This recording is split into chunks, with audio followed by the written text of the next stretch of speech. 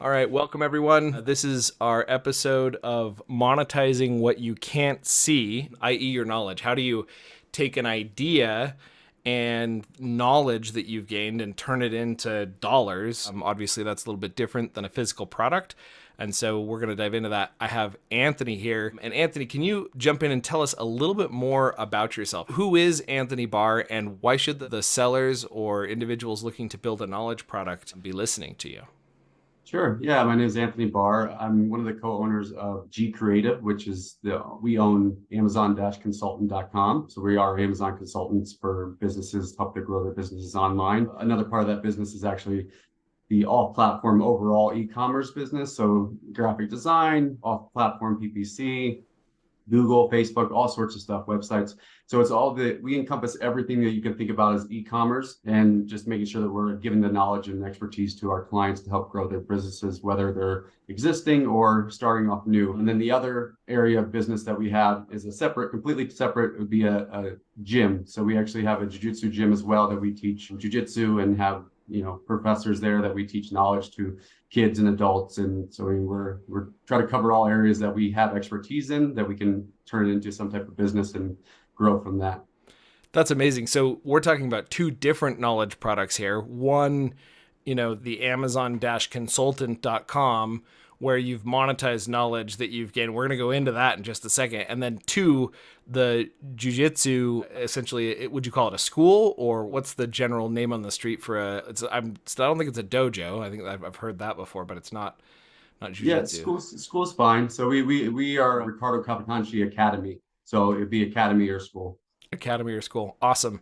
Well, I'm excited to dive into this. Tell us a little bit about your origin story. And I specifically, most of us have had an entrepreneurial seizure. This is what Michael Gerber calls it. When we wake up and say, "Why the flip am I working for that guy? I could be doing this for myself." That's kind of that moment. So I'm curious, when did you have an entrepreneurial seizure where you were, woke up and say, "Wow, I could be doing this for myself," or did you just dive in head first from the very beginning? So it was a couple different factors that brought it in, because I did years of retail, like a lot of people, where worked for Nordstrom's for I think 12 years at one point, and they moved me all around the country. I was pretty high up in there at a regional position there, and they got to the point where I didn't like that anymore, and I wanted to get into the world of e-commerce and just understand that. So I took a chance and I took a job doing SEO at a really low rate, just trying to learn the skill first, because I went door to door knocking on agencies asking, said I work for free, just let me get in the door and teach me. And one actually did, and they brought me in, they paid me a little bit, and I learned what I needed to learn, and then went on my way to another agency where it was more e-commerce based. During that time, I was also learning the whole aspect of eBay and doing the flipping on there. So I went and did before it was super popular here. I mean, I was doing probably about 5, 6 years ago. I was going to all the last chance Goodwills and getting as much as I can. And I had a whole room in my apartment filled with stuff that I was selling on eBay, and just created my own businesses that way. And then I talked to a lot of people, some friends and things like that, who are in the world of e-commerce, and they said you really need to get into Amazon and understand that, and that should take you to the next level. So I was able to get a job at an agency that did Amazon, so I can learn, take off that knowledge from them, and kind of just do well there. I took a lot of good insight from that agency, things to do and a lot of things not to do, and things that I felt like if I changed this or that, I could do a lot better job of getting clients or keeping clients, and actually giving them really good results. But what happened was that at the same time as I did that, I started training jujitsu. And what happened there is I met one of the professors there, and they had a line of jujitsu gis. And they asked for help because they found out that I did Amazon, and they had their stuff on Amazon. They had no clue what they were doing. And I said, yeah, sure, I'll help you. I mean, of course. And I was able to 10x their sales within about 2 months and just start scaling their business. And it just so happened he had an agency of just regular graphic design and a little bit of off platform, not too much. And he asked me, what would it look like if you came in and did this Amazon and we grew this from scratch? What do you think that would look like? So we worked the deal out to where I came in and we're partners in growing this business. And so he still has doing the graphic design and more e-commerce based things where it's be like Google and Facebook. But my sole focus was Amazon. And, we started with just me and him building this up. So I was the salesperson, I'm the account manager, I'm the back end guy, I'm everything. And we did that for a while. No clients starting off. And, within the first year, we had about 40 clients. And then we started bringing in some additional help and bringing in people to help with account managers and things like that. Some of the focus that I really kept on was making sure that I was still involved in a lot of that, just making sure that the knowledge that we're talking to the clients about, it's coming from me and my team, of course, but when I'm the first one that meets the clients, to give them at least a sense of a feeling that they know that we know what we're talking about. And since then, we started that business and we've been growing for several years now. We're over 70 different clients. And at that same time, we transitioned because we had a good relationship there. The gym that we were currently at, they decided that they were going to move locations and start a new gym. And then they offered me a partnership in there as well. So we took the knowledge of jujitsu and started up another jujitsu gym and being able to monetize that as well. So I was able to kind of cross The my streams. You cross the yeah. streams, man. Like they talk about in Ghostbusters, don't cross the streams. In your situation, crossing the streams was a very good idea. I love that. I mean, that was like a 110-mile-an-hour version of your origin story, Anthony. I mean, you began this journey. Did you say Nordstrom? Is that what you said? Yeah, that's Nordstrom. So I mean, working at Nordstrom and gaining knowledge, understanding how the retail works, understanding what all of that looked like, and then it was like, oh, well, maybe I need to go, shift gears here, and I'm gonna go. I love knocking on doors, by the way, and being like, look, I'll work for free. Yeah. Just give me. I need to know how this SEO thing works, and I actually, so it mirrors my story a little bit. I worked at the newspaper advertising company, and they ended up firing me because I kept trying to sell the online portion of the advertising stuff because they thought I should just focus on the paper. And I was like, well, but the online, and anyway, long story short, I was a little bit of a arrogant little son of a gun, and they fired me, and I actually am really grateful for it because that's what started my career in going out and knocking on doors. And there was an unpaid internship at a digital ad agency, and I went in and applied, and they were like, you have a degree, like, are you sure you want this unpaid internship? And I was like, yes, I want in the door. And they let me in and paid me a little bit, and became the media director, and monetized my own knowledge. So I feel you 100% in how you broke into picking apart and looking at that. When you had that moment, that entrepreneurial seizure where you decided to leave Nordstrom, were you thinking, oh, I think I can monetize my knowledge by starting an e-commerce brand? Or were you thinking, I'm going to go focus on the SEO thing so that I can go monetize that knowledge? What was your thought process when you made that jump? I think it was more of progression in my career and where I wanted to be overall. I just felt like, I got to a decent level in Nordstrom's where I was like a regional investigator situation there. And I covered like 3 or 4 different stores in the region. And it was a decent role, and it was a pretty high up role. But you cap out after, 1 or 2 more steps, and people who are in those steps don't really tend to leave. So, it's one of those things where I looked at more of what is the actual future here for me, and what versus what I'm trying to achieve in life and overall. And e-commerce definitely seemed like it was going to be something that's the next wave of everything, and where the focus should be. And I think there's little things in life where it's like, you have the opportunity and you either jump on it or you don't. Just like when crypto first came out, right? So you either took advantage of it and you were able to, make a bunch of money off it, or you didn't, and it kind of fades out. But whereas e-commerce is, you get in there, you learn it, you have a really good expertise, and everybody else is playing catch up. And at this point, I feel like that's the case. A lot of people are playing catch up where we know what we're doing. We're looking at, now we're just expanding with the market. We can sign it, kind of get a feel for how everything is changing, see the trends. And that was kind of where I shifted gears to really wanting to, there was a lot more potential for growth and just, overall life. Yeah. So tell me, when you left Nordstrom, what year was that? Do you remember? I was in 2000, maybe 17 or something like that. I think, 2017. yes, something like that. Yeah.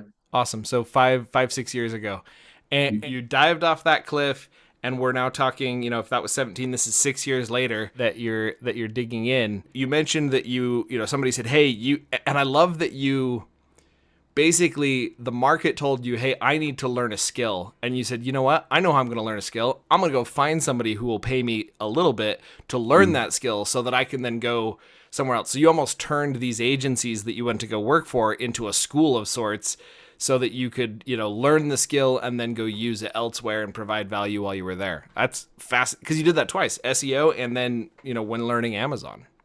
Yeah, I tried other areas as well to see what was going to be the best fit for me. Because one of the some of the things is when I did it, do I like it, right? Do I actually enjoy doing this? Is it something that I'm going to be able to enjoy doing it for the long term? Am I good at it? Is it something that I can then sustain and actually give a real value behind it? Because I've tried other things too. Before that I was doing affiliate marketing. I tried that for a little bit, and it just wasn't for me. I couldn't catch on the way that you need to be really successful in that. And that was an area where I had to shift gears from that because I tried it, gave it a fair shot, see if I can understand it. Didn't understand it. So I shifted over to SEO.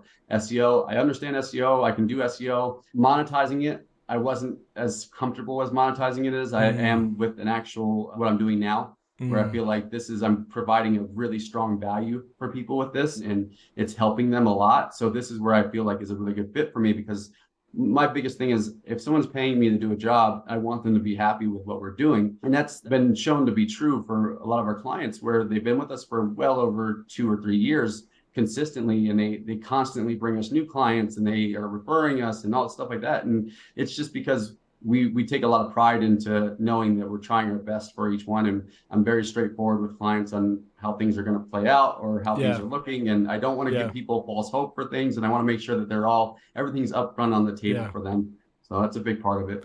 So, okay. So you mentioned you didn't want to do the SEO thing. You did decide the Amazon thing was something you did want to monetize. Tell me a little bit more about the questions that you ask yourself when you're deciding which set of knowledge to monetize. Because you've got so we have lots that we've considered here, and you've mentioned SEO is one that you did learn, but you decided not to monetize. You weren't as comfortable there. And then we've got the jiu-jitsu where you've totally decided that's something I'm going to monetize. And then you have the Amazon consulting. Tell us what questions what questions could a seller or could you ask yourself, or do you ask yourself to say, like, you know what, that SEO thing, it's just not one I want to monetize. Sure. Yeah. So a lot of it went into, let's say, like the Amazon piece. We always ask, is this something that people are looking for? Right? Is it something that is consistently people are looking for? Is there a need for it? Just like a product, I guess. Is there a need for it? Is there really something that people are going to look for and need? Yes, people are looking for it all the time. They need help with it. Is it something that's hard to learn? And is it something that you can learn quickly? No, it's not something it takes a long time to learn this and get good at it. And you have to dedicate a lot of time and effort in order to be able to do it. And so that's a big thing, because if you're paying someone who's an expert, it may take them 15 minutes to do it, but it may take you 3 hours. But the reason why you're paying them is because of that expertise to get that done in 15 minutes, right? So that's part of the thought process behind all this is there a benefit? And then also, is it actually going to help someone in their business and achieving their goals or whatever it may be? So whether that be in the e-commerce world, is this skill set going to help them to where it's going to pay off and they're going to feel like it was worth it, right? Because one of the worst things to do is you pay for something and you're like, that wasn't worth it at all. And this is where we have to look at it and say, if we offer this services and people are buying and they're paying money for it, at the end of the day, are they going to say thank you, or are they going to be like, well, that was a bust? You know what I mean? And in the jiu-jitsu world is definitely something to where, knowledge based, right? So it's more of people looking for self-defense, they're looking for a new skill set, and you can't pick that up just overnight. You have to get it from somebody who's going to hands-on teach you and who's been doing it for years. And I mean, it's more of a want than anything else. Of course, I feel like jiu-jitsu is great, and everyone should do it for self-defense, and just knowing that knowledge, it gives you a lot of background and confidence. But it's not for everybody. But that's the same thing for anybody who teaches karate or Muay Thai or anything like that, where there's a skill set behind it, and you have to learn from somebody, and there is a benefit, because at the end of the day, if you capitalize on what you're paying for and you actually show up and do it, then you can see the benefit right away, right? So okay, so you mentioned, is there demand or is there a need, right? So is there a demand or is there a need? I love what you said about, like, is there a moat? I think is essentially what you're saying. Like, how easy is this skill to learn? So is it easy to learn? Like hard is this to actually go there? And then the third thing you said was benefit. So like does the client actually see real benefit from that? And I think the interesting thing there is that's like there are a few people who could see a lot of benefit, but are there a lot of people who are going to see a lot of benefit is kind of what your first question is saying. Like, how much need is there in the market for this? How big of a moat is there to, like, can everyone just learn this in 2 seconds? Because if that's the case, then I don't really have a business. And then last but not least, are we going to see real benefit? What was the third or fourth? Were there third and fourth question that came out there too? No, it's mainly those three are good. It's, I mean, any value added, but I mean, it's all kind of encompasses in those three right there. Okay, so let's apply that to SEO. So is there a need in the market? Yeah, I think there's a lot of people who want SEO. Is it easy to learn? No, I don't think it's easy to learn. I think there's a lot of people that get there, and I think a lot of people get a lot of value at it. So I'm curious, what's your fourth question, or what other questions would you ask around SEO that made it so you were like, yeah, it wasn't one we wanted to monetize? A lot of times with SEO, when you're talking about just straight SEO for websites and things like that, it's the return value on that is very hard to be seen, right? So to explain to clients on how that SEO is really working and to actually have hard set data to really provide people on how that's working is very hard to see. So if you hear a lot of SEO people talking, and they'll tell you straight up, it's going to take 6 months to a year before you see any type of results or any real return. But it's going to be one of those things where your website's going to improve with rankings or more traffic and things like that from your SEO placement and stuff like that. Whereas if we do our other area where we're doing Google, Facebook, that is a immediate result right there. So I can show you the value. Exactly. It's trackable. And that's where it comes into, how do I want to explain this to clients? I mean, we have some clients where we do some SEO, more of like blogs and things like that for them. And there is a big benefit to having that. Yeah. But we explained to them right off the bat that, to give you a hard set data behind this on how much this is actually improving your sales conversions, when we're talking about actual dollars and sales, it's very hard to track, where I can give you the Google Analytics for that. So yeah. So that's fascinating. So the last question you got to ask yourself is, how easy is it to tie value to what you're doing? How easily can you show your client, can you show your end consumer ROI? And if it's not easy to tie your efforts, your knowledge work to that ROI, it may not be something you want to make one of your main products, is basically what you're saying. Is that correct?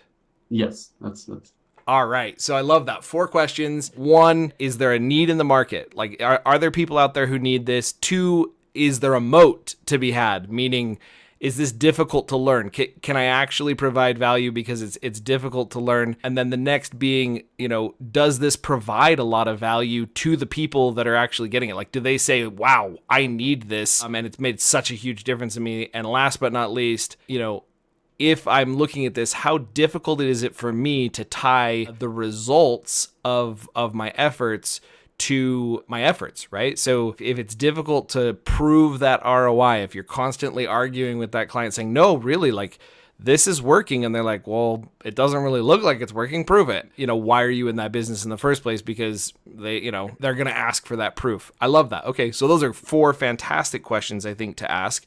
Moving forward, what would you say are the biggest roadblocks to monetizing your knowledge? A couple of roadblocks are things that you have to really think about is going to be price points, right? So price points and where you're valuing kind of some of the expertise, or how are you valuing it to the consumer that makes sense. And I say that because pricing for people, it can be tricky. If you come in too low, people think that you're not very good. If you come in too high, people are just scared off by price point. So it has to be a balance on how you do it, and kind of one of those things where you also have to look at on your end, what is the benefit for you guys too, putting in that time and effort to give your knowledge and time to somebody. Is it going to be worth it for you in the end as well? Because if I'm pricing something too low and I'm putting all day, every day into it, it's not going to help you in the long run, right? We're trying to scale everything up. We're trying to make sure that it makes sense. So that's a big factor into it, is the price point, I think, is a really big focus. The other thing is going to be is how are you going to explain this and why someone should be able to go with you or use your service. You need to be able to have real detailed explanation on why someone should be working with you, or at least be able to show your skill set on why you're the expert in it.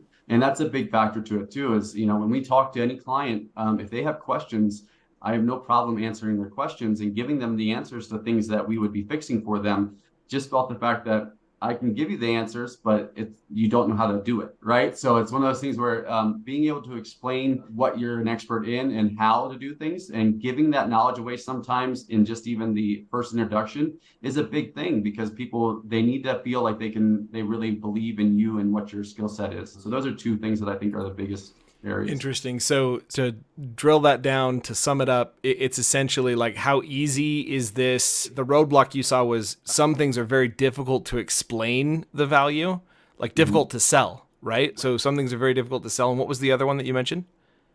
Price point. So Okay, so understanding the how to value. price your Yeah. service. Yep. So How to so price how did service. you overcome those? We did A/B testing. So I mean, we came in, we started off with price point at one point, and we tried to get a gauge for how fast we can, get in new clients, how people were responding to the price point, and then we adjusted it, and then we did it. Let's do this for a couple of months and see how well we pick up clients, and then we did an actual testing on the structure of our deals, and it has changed, several times over the years, to a point to where we feel really confident in what we pitch, and how people seem to take it very well because they see the benefit of it. We do a lot of incentive based type of thing, so people know that we have to work hard to get there, on the e-commerce side, right? And on the gym side, it's one of those things where we price it competitively with the market and say, okay, this is where we want to be, because we want to be affordable for families and kids, and make sure that people are able to sustain that type of relationship with us, with coming a monthly membership type of thing. Mm-hmm. So it was a lot of A/B testing, seeing a couple months at a time, running the different pricing structures and see what works. Beautiful. And beyond that pricing, the explanation of value, when it was like, oh man, this is kind of difficult to explain why this is valuable or difficult to sell. What did you do to overcome that difficulty to sell? So a lot of times when I'm talking to somebody, I try to start off with asking them, what is it that you're having trouble with, or at least what is it you're looking for, so I can provide that expertise in those particular fields, right? Because there's so much to cover. So if I talk about Amazon and everything that we can do and good in Amazon, and someone doesn't have any of the basic knowledge of it, it's not going to be really receptive that well, because they're just going to hear a bunch of things and not really know what's true or what's right or not. Whereas if we're talking about individual issues that they're having, or problems that they're having, and I can go into depth with saying, well, this is how we've had fixed this in the past. These are things that we can do, and this is what to expect from it. Hmm. That's how we've been able to overcome that, to where I try to get a gauge for what's happening first, and then I can give them a more detailed explanation geared towards whatever they're looking for. So, okay. So it sounds like what you're saying is get case studies. Go find other clients who you've done this for, and figure that out. What do you do to get case studies at the like, so obviously that, similar to like get reviews on your product. How do you go and get reviews on your product when you don't yet have any clients? Like what are you doing to try to find those first clients who will hire you when you don't necessarily have a review? Are you discounting price? What are you doing to try to find those people?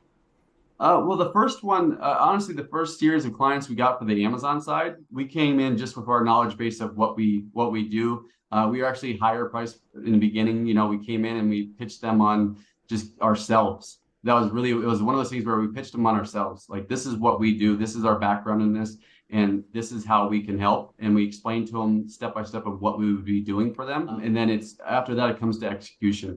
Once they got that, then over time, what we've been able to do is once we got those clients in there, we started to get a feel for what were clients liking, what did they not like, the ones who left, why did they leave, ones who are sticking around, why are they sticking around? Mm-hmm. And then we can start building out the model of fully understanding. Because when you first start, you do have to, you can ask other agencies and friends and things like that. Absolutely ask for knowledge around, if you know people in the field, and pick their brain on things that they've done in the past to get more information about if it's the same field or industry. But for us, it was one of those things where we had knowledge in the field, so we were pitching them on really just what we felt like we could do for them overall.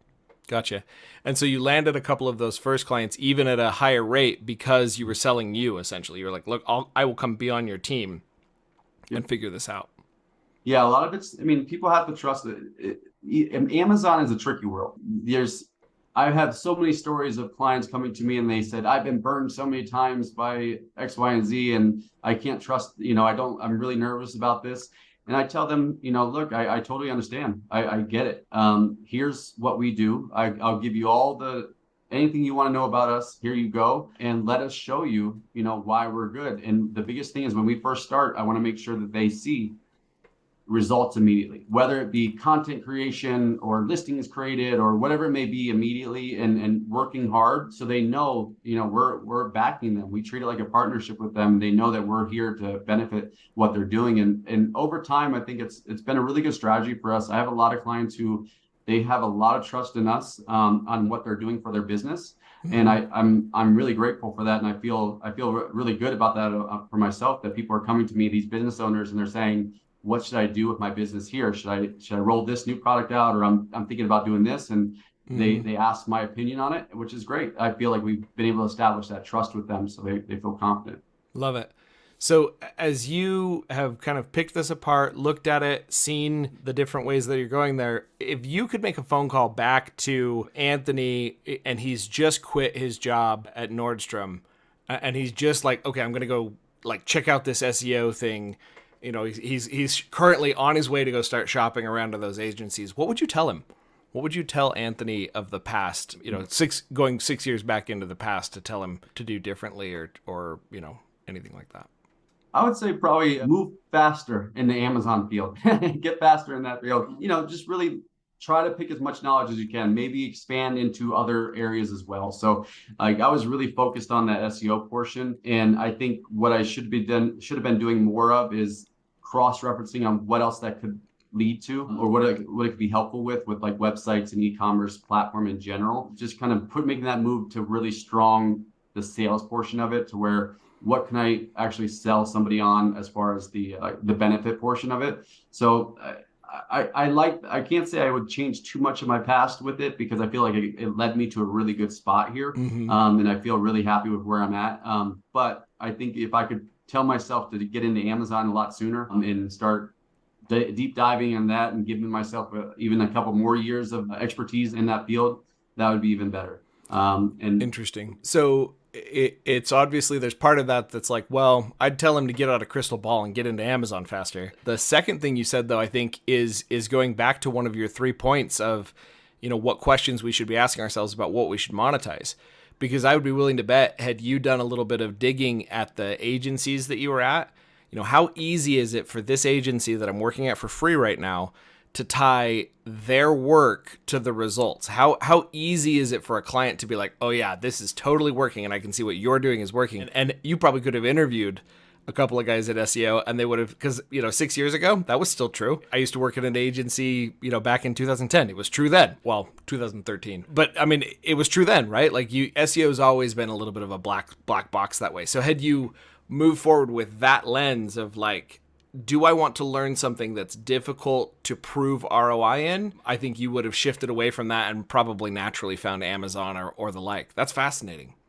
yeah, it's a big difference. And I think, over time, it's just things have shifted so much. So, I mean, I just think the e-commerce world in general is taken off substantially, and it's not going anywhere anytime soon. But the one thing that you can always look at, and one thing we're always looking at doing in our own business, is we still have to make sure that we're evolving, right? So even in what your expertise is, you still need to evolve into the next phase of things, because unfortunately some things do start to slow down, where more competition comes into the space and things like that. So it's always easier to pitch your existing client a new service than it is getting a new client, right? So for us, whether that means, okay, now we're doing Amazon, a lot of time for us, it leads into, hey, we have these additional services as well for Google and Facebook and website design and things like that. Or, we're looking at the option of maybe we're going to roll out a new platform for a marketplace. Now, not only will we do Amazon, maybe we'll do Walmart, maybe we'll do Chewy, maybe, things like that. And being able to offer those as well, and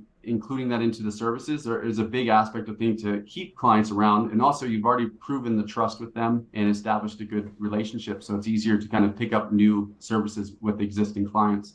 I love it. So last but not least, we're going to give you 60 seconds. So I'm actually going to hit the timer and give you 60 seconds for you to give us an elevator pitch. So we're going to imagine that you stepped into an elevator with us. You got 60 seconds before the elevator doors open, and we just happen to have mentioned, hey, we're actually an Amazon seller looking for an agency. Why you? And then you're going to give us that 60 seconds. After that, what you're going to tell us is you're going to tell us any tips, tricks, or hacks, any books that you've recently read, anything that you're doing on a regular basis, things with jujitsu. Like, I want to hear what are some ideas or thoughts you have that could be useful to anyone in business around that. So jump in on the 60-second, and then we'll shift to the tips, tricks, and hacks.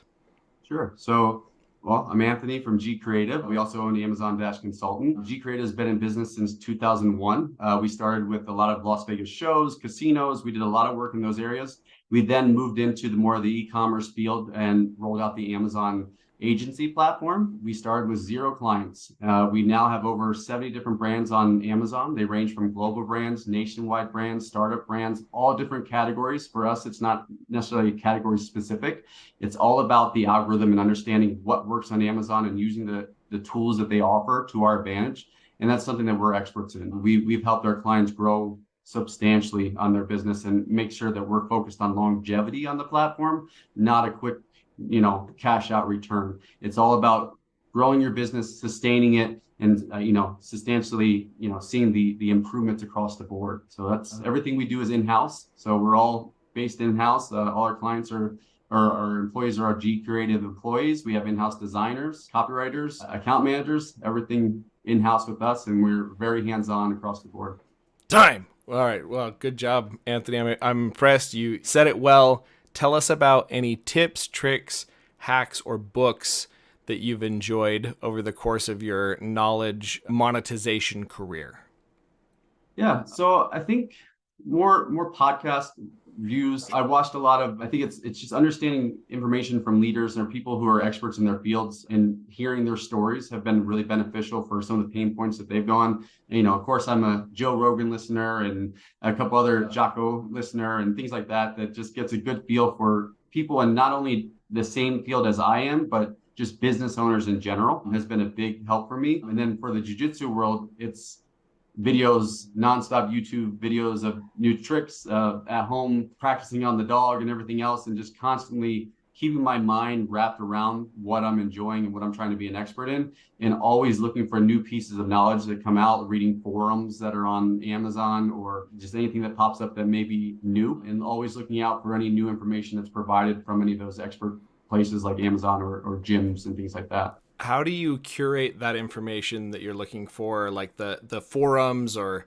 like do you have a Google alert, or what do you do to make sure that you're always in touch with the newest information? Do you have a specific way that you go and search, or different forums that you go look at? I use a lot of just the forums. I check it at least a couple times a week. I'll go into Amazon and I routinely check forums to see what issues people are having or what things are going on there, just so I get a feel for some of the pain points that are going on. One, to be prepared, right? So if I'm seeing the same pain point across the board and it's new, I need to know what it is so I can start doing research on how we need to get it fixed, right? So I need to get ahead of it. So I'm always checking the forums to see, what's happening on there. And then I jump to YouTube, and I'll jump to, look at my people I follow on YouTube for any new videos and who they're interviewing, and see if it's something that's a good fit that I want to listen to and take some knowledge from. But it's more of that basis where I'm constantly just going back and forth, checking and I love it. sweeping through. I love it.